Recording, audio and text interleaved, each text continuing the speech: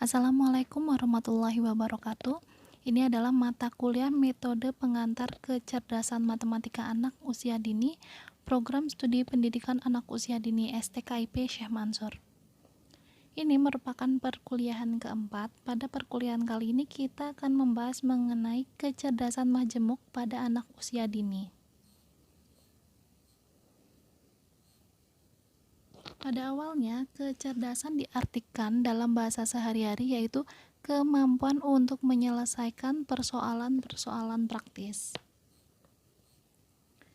Adapun pengertian kecerdasan dari beberapa ahli, antara lain yaitu Stephen Jay Gould menyatakan bahwa kecerdasan adalah kapasitas mental umum yang termasuk pada kemampuan memberikan alasan, membuat rencana, memecahkan masalah, berpikir abstrak, menghadapi sebuah ide yang kompleks, belajar dari pengalaman yang dialami, dan dapat diukur melalui tes IQ yang secara besar tidak terpengaruh oleh budaya dan genetika. Nah, adapun menurut Alfred Binet, kecerdasan itu terdiri dari 3 komponen, yaitu kemampuan untuk mengarahkan, kemampuan untuk mengubah, dan autokritisme. Autokritisme itu apa?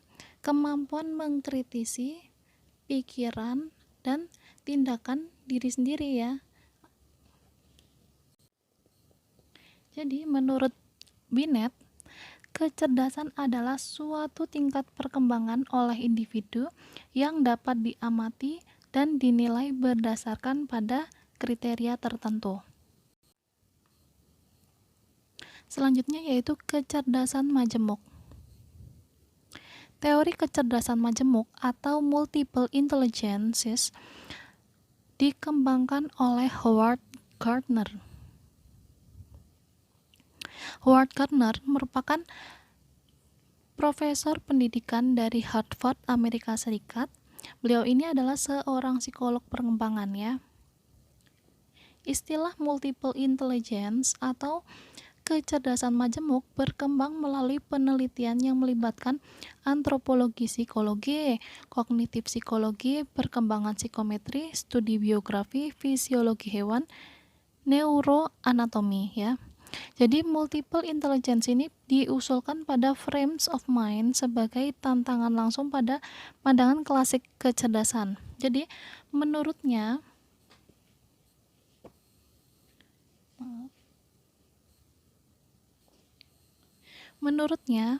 kecerdasan sebagai kemampuan untuk memecahkan masalah atau produk yang merupakan konsekuensi pengaturan budaya atau komunitas tertentu.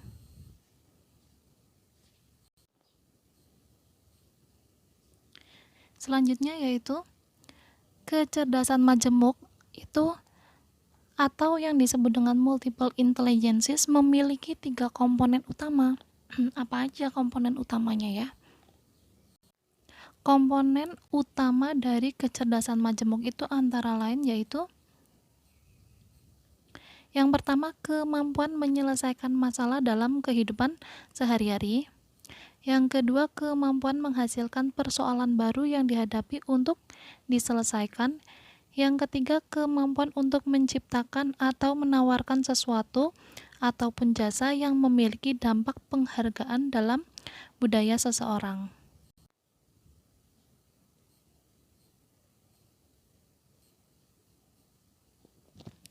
Adapun 8 kecerdasan majemuk menurut Gardner antara lain yaitu yang pertama linguistik.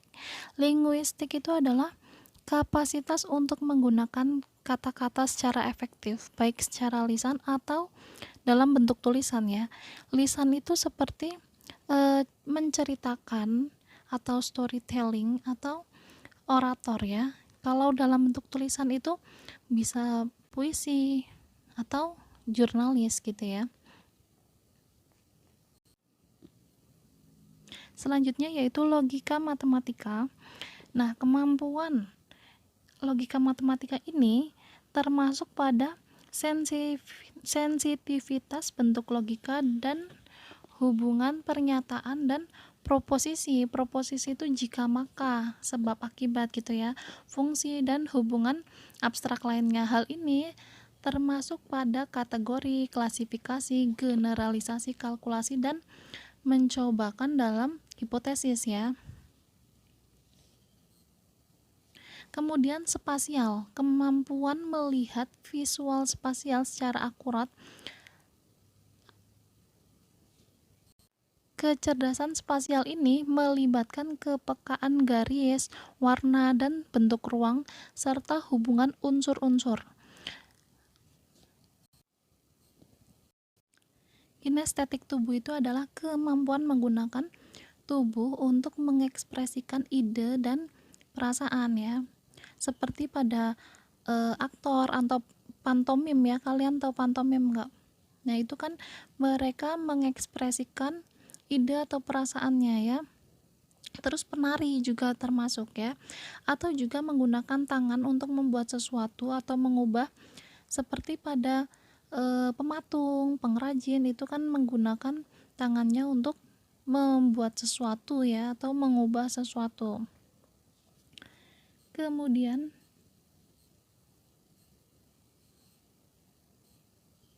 musikal, kemampuan memahami, membedakan, mengubah, dan mengekspresikan musik itu merupakan musikal. Hal ini mencakup peka pada irama, nada, ataupun melodi dan nada dalam karya musik. Interpersonal itu adalah kemampuan memahami dan membuat suasana hati berbeda, motivasi, niat, dan perasaan orang lain begitu. Hal ini termasuk sensitivitas pada ekspresi wajah, gerakan, dan suara ya.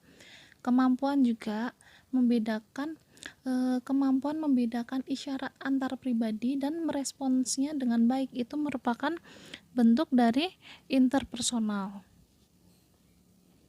Nah, selanjutnya intrapersonal ini adalah kemampuan memiliki gambaran yang akurat, mengetahui akan suasana hati, motivasi, niat, temperamen, dan keinginan pada diri sendiri ya.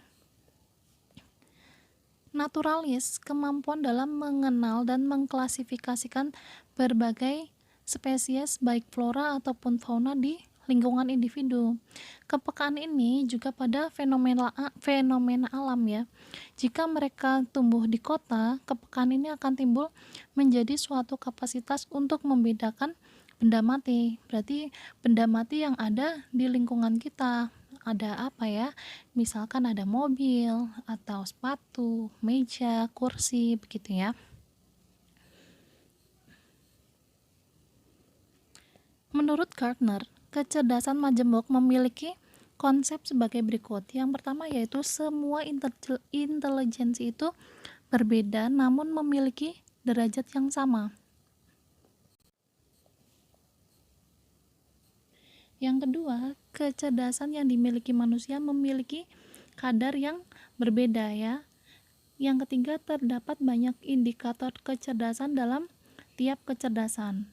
Yang keempat, kecerdasan yang berbeda-beda akan saling bekerja sama untuk mewujudkan aktivitas yang dilakukan oleh manusia.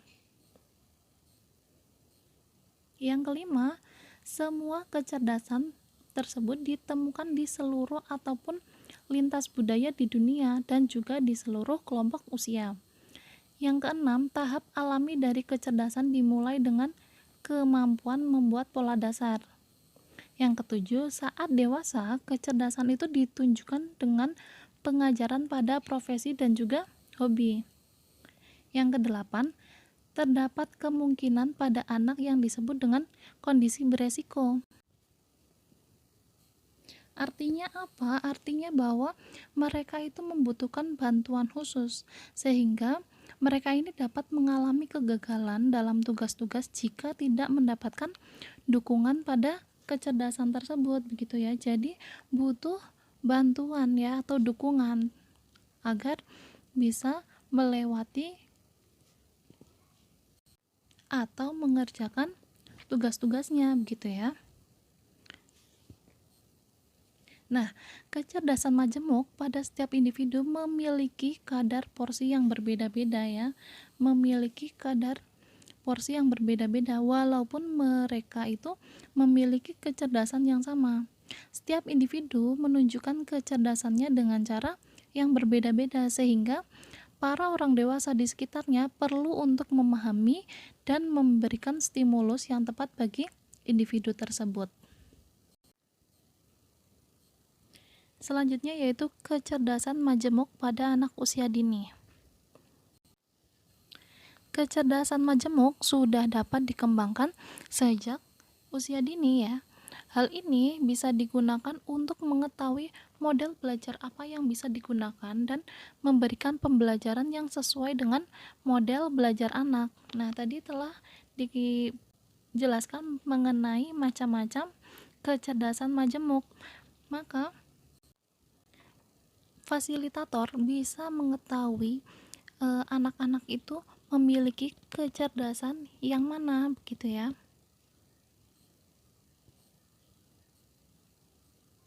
Apakah memiliki kecerdasan linguistik atau logika atau spasial atau musikal atau kinetik atau memiliki kecerdasan intrapersonal atau interpersonal dan atau kecerdasan naturalis begitu ya. Maka kita akan bahas satu persatu. Yang pertama yaitu kecerdasan verbal atau linguistik. Ciri-ciri ya. Ciri-cirinya yaitu kecerdasan ini ditunjukkan dengan adanya kepekaan pada suara atau bunyi, struktur, makna, fungsi kata, dan bahasa. Anak yang memiliki kecerdasan verbal linguistik menyukai dan efektif dalam kegiatan mengenai komunikasi lisan dan tulisan. Lalu bagaimana cara untuk mengetahui seorang anak itu memiliki kecerdasan verbal atau linguistik ya? Nah, cara untuk mengetahuinya yaitu mengamati kemauan dan kemampuan berbicara pada anak. Anak yang memiliki kecerdasan verbal atau linguistik biasanya banyak bicara, suka bercerita, pandai untuk mengarang kata-kata seperti itu ya. Terus selanjutnya biasanya kita dapat mengamati kemampuan anak untuk membuat candaan mereka itu seperti apa gitu.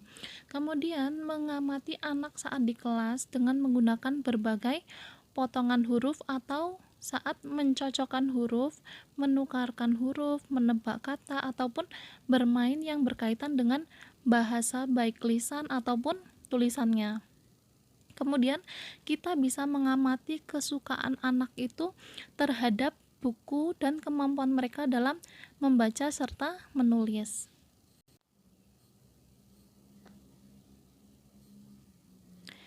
Kecerdasan verbal ini cara belajarnya gimana jika anak itu mempunyai kecerdasan verbal? Yaitu dengan cara menggunakan pengucapan, mendengarkan ataupun melihat tulisan sehingga baik untuk orang dewasa menstimulasi kecerdasan anak dengan menyediakan kebutuhan yang mampu mengembangkan kecerdasan anak ya.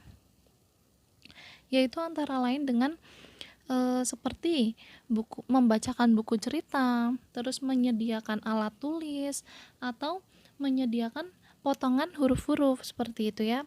Selanjutnya bisa juga buku bergambar sehingga kecerdasan anak itu terus berkembang ya jika kita menyediakan fasilitas yang sesuai dengan kecerdasan verbal yang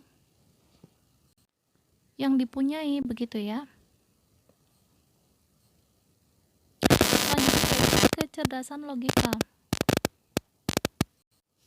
Adapun ciri-ciri dari kecerdasan logika yaitu peka terhadap pola logis dan kemampuan untuk memahami pola tersebut termasuk bentuk numerik serta mengolah alur pemikiran. Lalu bagaimana mengetahui seorang anak itu mempunyai kecerdasan logika?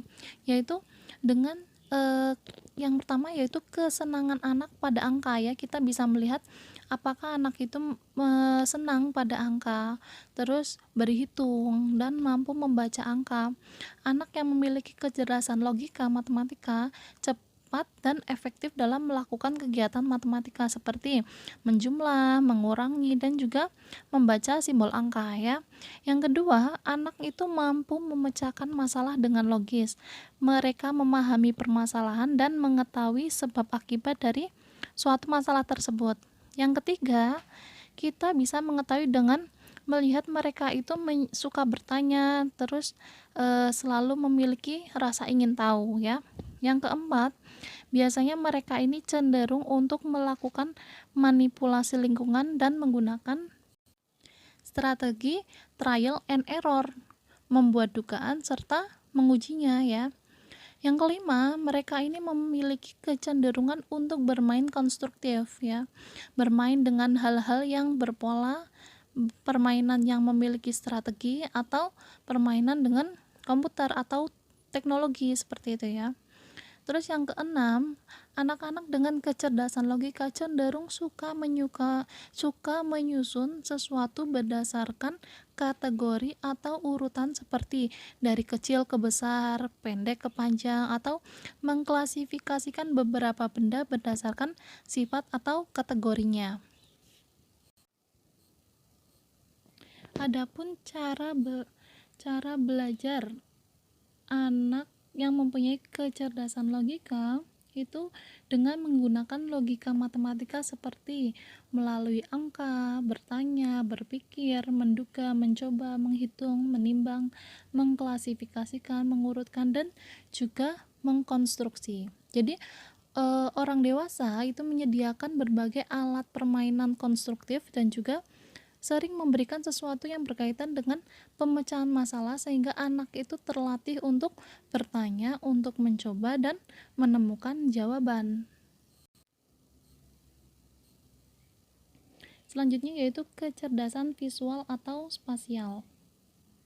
Ciri-cirinya yaitu peka terhadap mempersepsikan dunia visual spasial dengan akurat dan mampu mentransformasikan persepsi awal.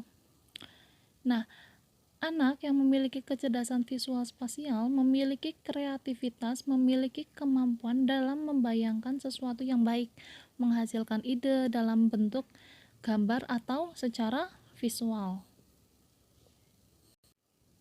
Lalu bagaimana untuk mengetahui anak itu mempunyai kecerdasan visual atau spasial gitu ya? Kita dapat mengetahuinya dengan melihat kemampuan anak dalam menangkap warna dan memadukan warna saat mewarnai ataupun membuat hiasan. Yang kedua, biasanya anak memiliki kesenangan untuk mencoret-coret, berhayal, menggambar, atau membuat desain sederhana. Yang ketiga, mengamati kemampuan anak dalam memahami arah ataupun bentuk. Yang keempat, mampu membuat karya seperti origami, dari permainan seperti dari plastisin untuk dibentuk menjadi rumah, pesawat, dan bentuk lainnya yang memiliki bentuk-bentuk rumit ya. Dari situ berarti kita bisa melihat apakah anak itu mempunyai kecerdasan visual atau kecerdasan lainnya seperti itu ya.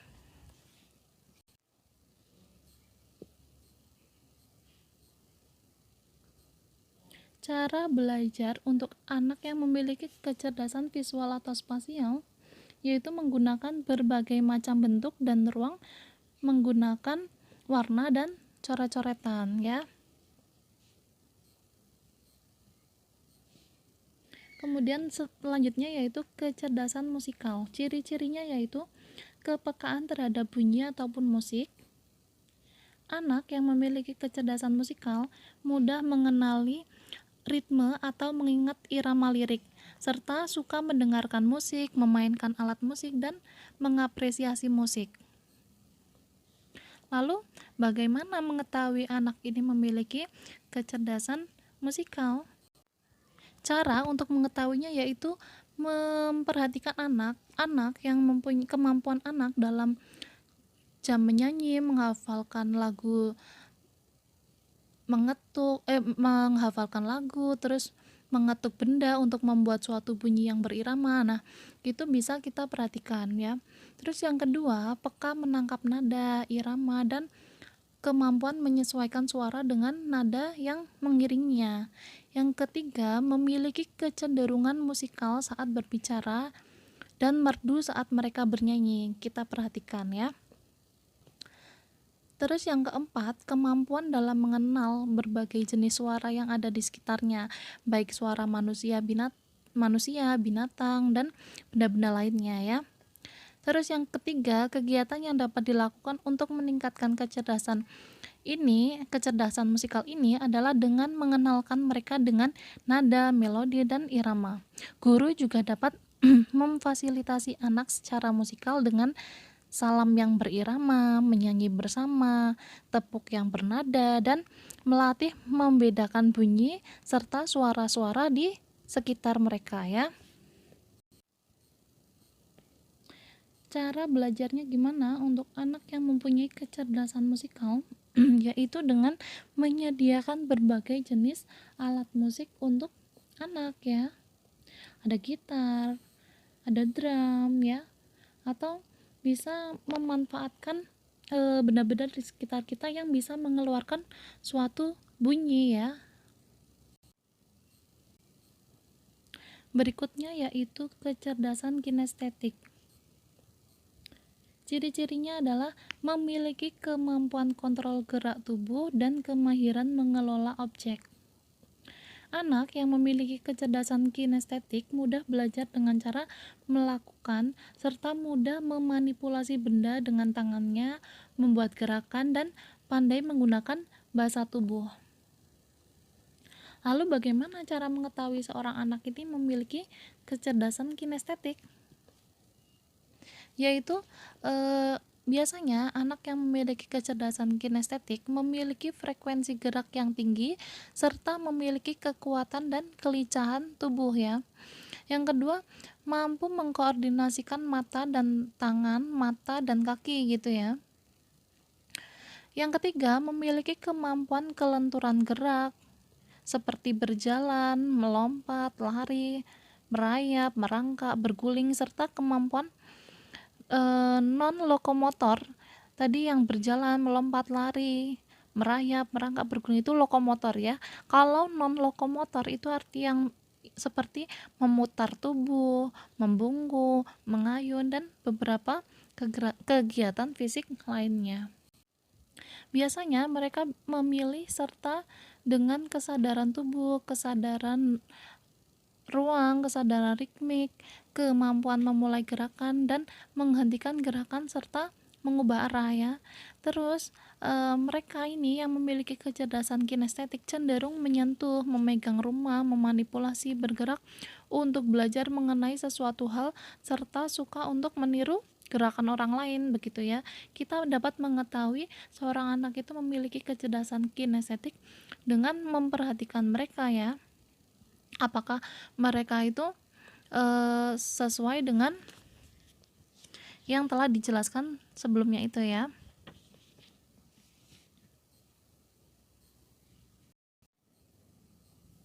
Selanjutnya yaitu bagaimana sih cara belajarnya untuk anak yang memiliki kecerdasan kinestetik. Cara belajarnya yaitu memerlukan kegiatan yang bersifat kinestetis serta dinamis ya. Nah, kegiatan yang menuntut mereka untuk diam, duduk di kursi, serta konsentrasi secara pasif akan sangat menyulitkan mereka ya. Mereka belajar dengan menyentuh, memanipulasi, dan juga bergerak.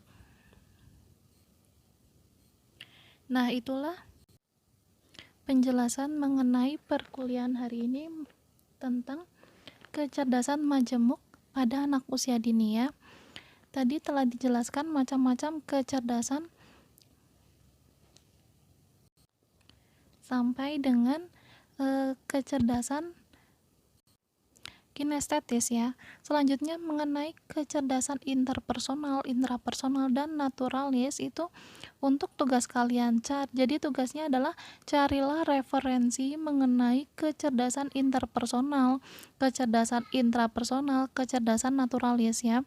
Selanjutnya kalian buat video, lalu dijelaskan bagaimana ciri-ciri cara belajar dan bagaimana cara mengetahui masing-masing kecerdasan tersebut. Jadi kalian seperti pada video perkuliahan hari ini ya, menjelaskan bagaimana ciri-ciri cara belajar dan bagaimana cara mengetahui seorang anak itu memiliki kecerdasan interpersonal atau kecerdasan intrapersonal atau kecerdasan naturalis, seperti itu ya.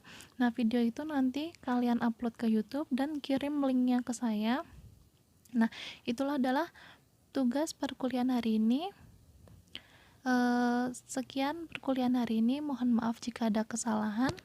Sampai ketemu di perkuliahan selanjutnya. Wassalamualaikum warahmatullahi wabarakatuh.